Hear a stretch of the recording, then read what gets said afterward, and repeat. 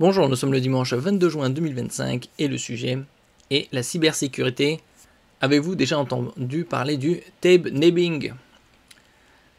Une nouvelle technique de piratage appelée tabe-nabbing se propage sur le web.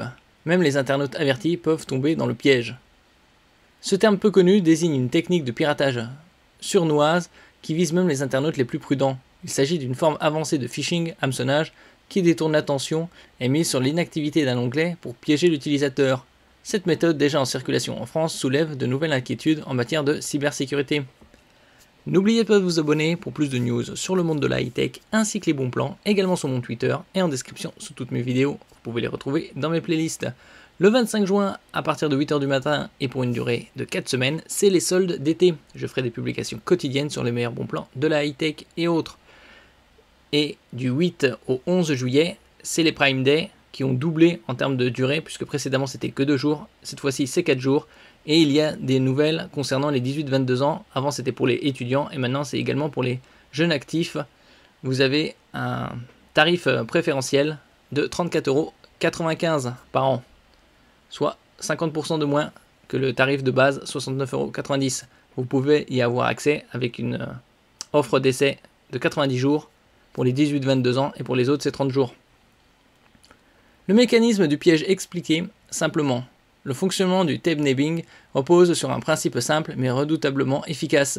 Comme l'explique le média espagnol El Periódico, qui relaie une alerte diffusée par la police espagnole, les pirates s'attaquent aux onglets que vous laissez ouverts sans les utiliser. Un script malveillant, souvent dissimulé dans une page web compromise, va profiter de cette inactivité pour modifier discrètement le contenu de l'onglet. Ainsi, le site initialement ouvert est remplacé par une copie frauduleusement visuellement identique. Quand l'utilisateur revient sur l'onglet après un certain temps, il ne remarque souvent rien d'anormal.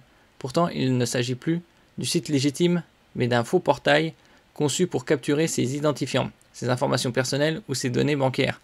En réalité, l'attaque se déclenche précisément à un moment où l'on baisse sa garde, comme toujours. Le scénario typique est celui d'une fausse page de connexion. L'internaute pense simplement devoir se reconnecter à son compte et sans se méfier entre ses identifiants qui tombent alors entre les mains des cybercriminels. Comment se défendre contre cette attaque furtive?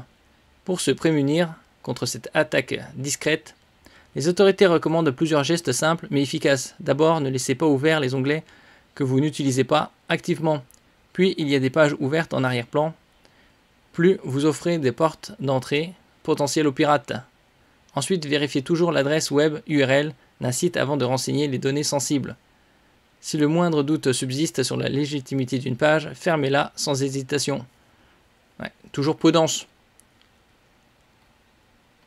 Merci pour votre écoute et à la prochaine.